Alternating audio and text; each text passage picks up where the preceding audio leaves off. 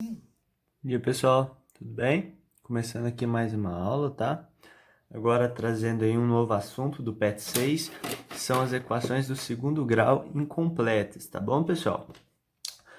Mas aí vem a pergunta, né? Quais são as características de uma equação desse tipo? O que é, Guilherme, uma equação do segundo grau incompleta? Como que a gente vai solucionar uma equação como essa? É igual a gente faz nas equações do primeiro grau, né? Isola a variável x de um lado, né? Do que troca de lado, vai trocando o sinal. E por último, se um número está multiplicando x, eu passo dividindo. Ou se o número está dividindo x, eu passo multiplicando, né? Operação inversa. Mantendo nestas situações o mesmo sinal.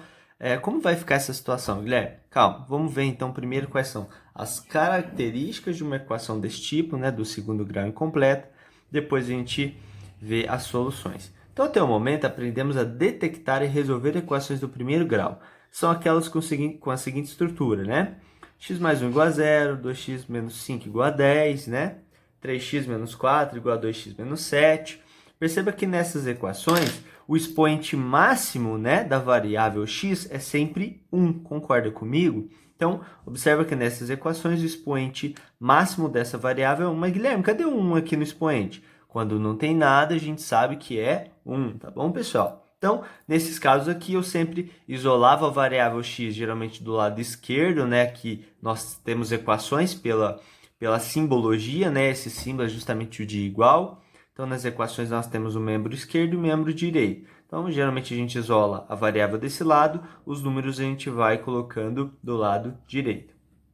Então, uma equação do segundo grau caracteriza-se por ter a variável com expoente igual a 2. Então, agora, o nosso expoente máximo não vai ser 1, como nessas equações aqui. Agora, nós vamos ter x com expoente 2. São esses exemplos aqui, ó, que eu listei. X ao quadrado menos 1 igual a 3, x ao quadrado igual a 4, x ao quadrado mais 8 igual a menos 3x ao quadrado mais 5, né? Então, são todas equações do segundo grau incompletas. Por quê? Nós estudaremos as equações do segundo grau incompletas. Isso significa que não vamos resolver equações com a seguinte estrutura.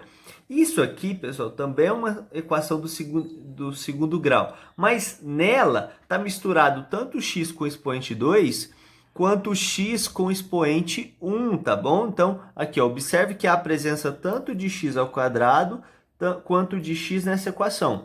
A solução dessa equação passa por um processo um pouco mais demorado, tá bom? É um processo muito interessante, em que é possível determinar se há ou não soluções para a equação, mas é um processo que vocês não vão estudar agora, isso fica para o nono ano.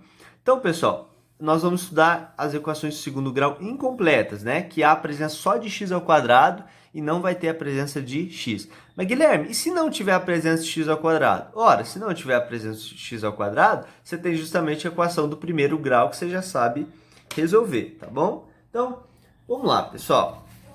Passando aqui, tá? Então, para resolver uma equação incompleta, devemos isolar a variável x ao quadrado. Ora, Guilherme, mas lá na do primeiro grau eu fazia isso também. Então, quer dizer que é a mesma coisa? Não, pessoal, vai mudar um detalhe. É o mesmo processo, né? Claro, esse processo de isolamento é o mesmo processo que realizamos nas equações do primeiro grau.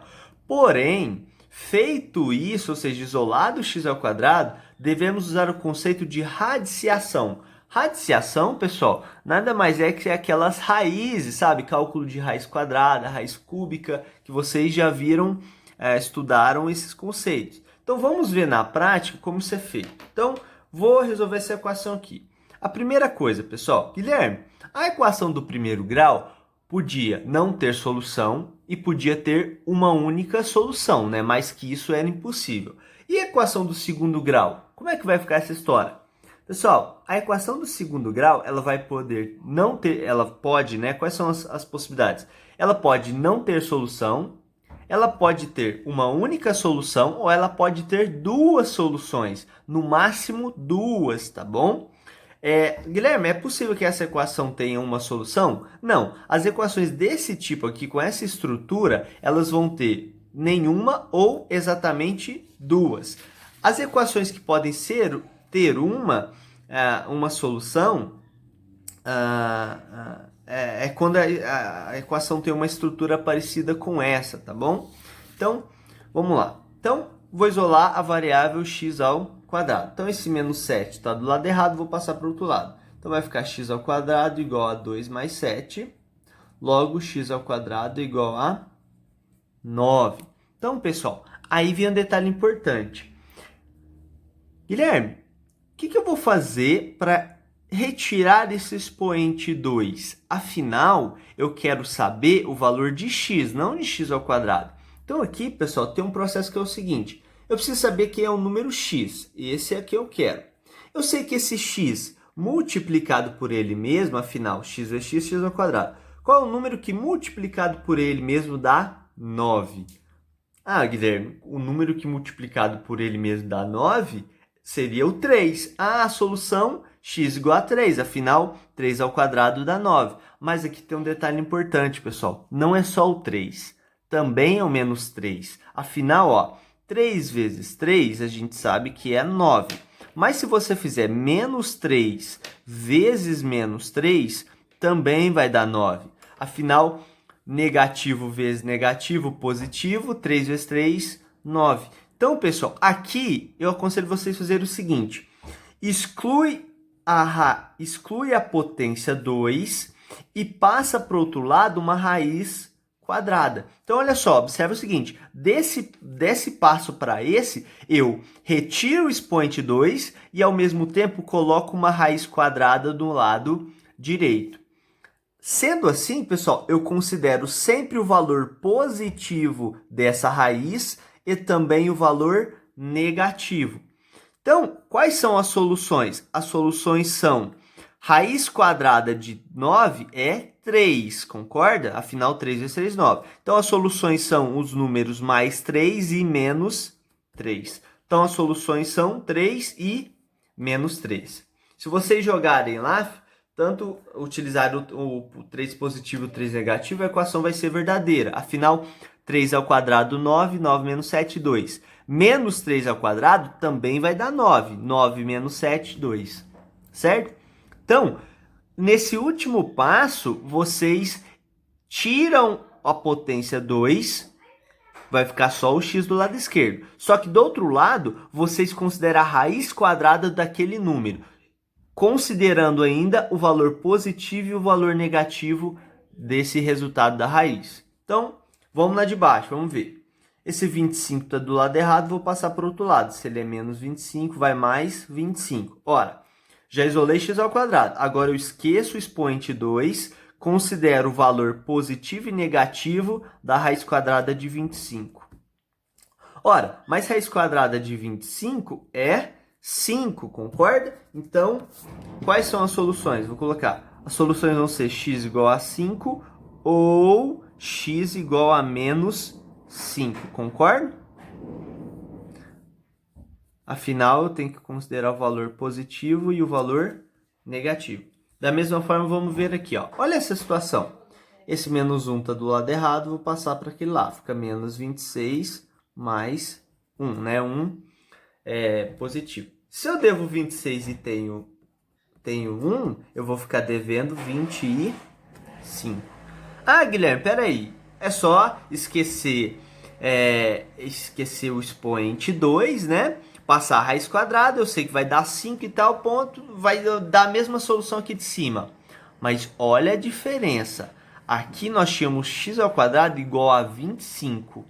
E aqui nós temos x ao quadrado igual a menos 25. Observa o seguinte, pessoal.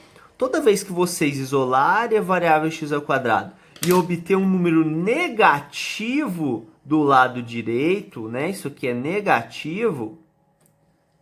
O que vai acontecer? A equação não vai ter solução. Então, essa equação aqui, ó, não tem solução. Por que, Guilherme, que não tem solução? Ora, pessoal, pensa comigo. Eu vou calcular a raiz quadrada do menos 25. Galera, isso é impossível. Afinal, observa o seguinte. Vamos supor que a raiz quadrada do menos 25 seja 5.